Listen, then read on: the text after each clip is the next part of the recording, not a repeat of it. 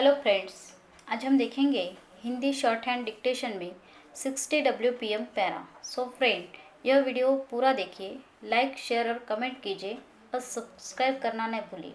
So friend, चलिए dictation start करेंगे। दंड का अभिप्राय उस कष्ट या पीड़ा से जिसे विधि के प्रावधानों के अनुसार न्यायिक निर्णय द्वारा उस व्यक्ति को दिया जाता है जिसे अपराधी घोषित किया गया हो।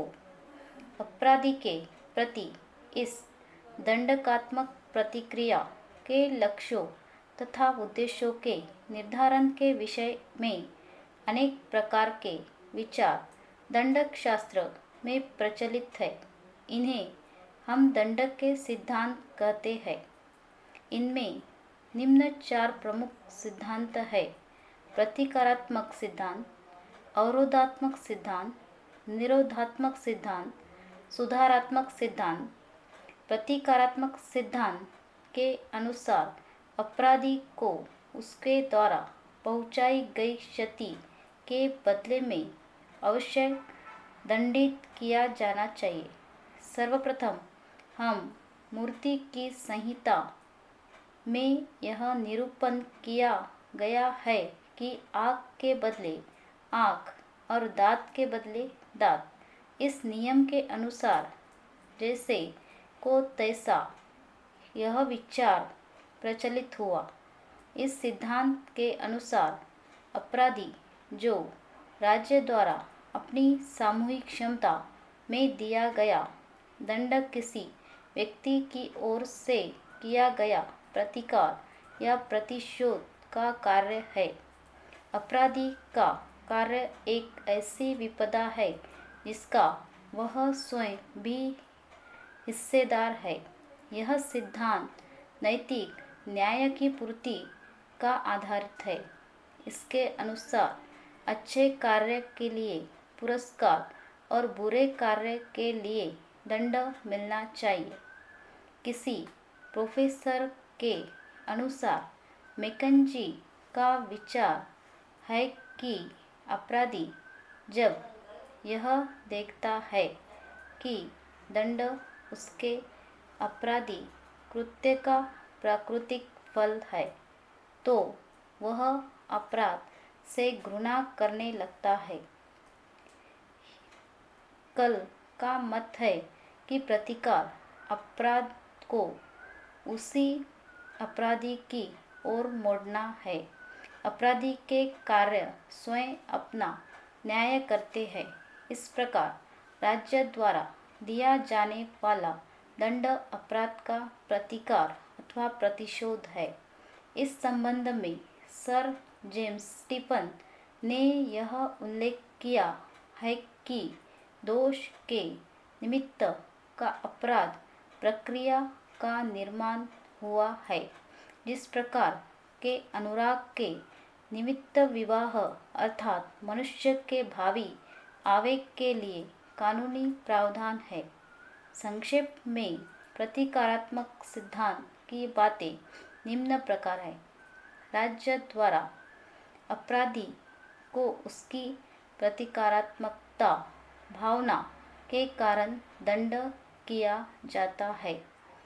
अपराधी को दंड प्रदान कर राज्य विधि के उल्लंघन के प्रति अस्वीकृति प्रदान करता है। अपराधी को दंड प्रदान कर राज्य विधि के उल्लंघन के प्रति अस्वीकृति प्रदान करता है। अपराधी को यदि दंड नहीं दिया जाए तो विधि की महत्वता समाप्त हो जाएगी। अपराधी को दंड दिए बिना अपराधों की रोकथाम नहीं होगी। प्रतिकारात्मक सिद्धांत की आलोचना में निम्न आधारों पर की जाती है। यह सिद्धांत प्रतिशोध पर आधारित उन सामाजिक परिस्थितियों की अवहेलना करता है जो अपराध के लिए उत्तरदायी होती है। यह सिद्धांत सभी प्रकार के अपराधों के लिए उपयोगी नहीं है। यह अपराधी की मानसिक व भावनात्मक प्रवृत्तियों पर ध्यान नहीं देता। यह सिद्धांत बदले की भावना पर आधारित है।